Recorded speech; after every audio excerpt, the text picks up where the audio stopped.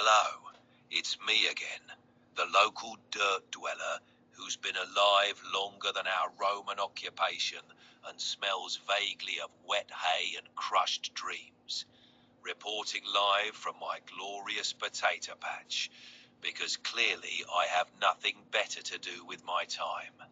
Fun fact, did you know potatoes can survive in almost any soil? Unlike us peasants, they actually thrive in terrible conditions. Year 4 AD, and guess what? Life's still a big heaping pile of muck. But hey, at least we're not talking about Rome today. Let's shift our gaze over to China, where things are actually happening that don't involve us peasants scraping the bottom of the barrel. This year's headline: the Han Dynasty is still going strong under the reign of Emperor Ping of Han. Yeah, Ping's just a kid, barely old enough to hold a scroll, let alone a throne. But that's the least of our concerns. The real power behind the throne? Wang Mang, the Emperor's regent, or as I like to call him, the guy actually running the show while pretending it's all for the Emperor's sake. Wang's got big ideas about reforming the empire, and by reforming, I mean totally flipping it upside down. He's introducing all these policies to redistribute land, adjust taxes, we love that word, and make things better for the common folk. Let me tell you, I've seen this play before.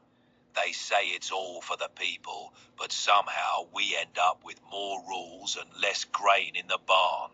Sure, Wang's claiming he's cracking down on corruption and making things fairer, but the rich landowners aren't too happy about losing their cushy estates, and we all know how that's going to end. Someone's going to end up with a knife in their back, because nothing says government reform like a good old-fashioned palace intrigue.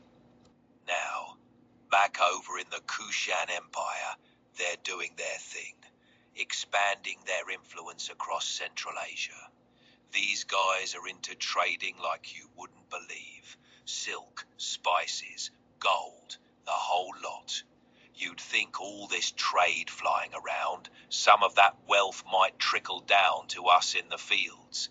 But no, it's just rich merchants getting richer, while the rest of us keep hoping that one of those fancy silk robes might, just might, make its way down to us before it's torn to shreds.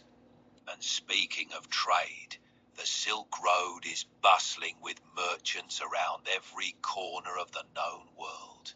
It's all, look at these fabulous goods, while we're still wearing the same tunic we've had for 5 winters.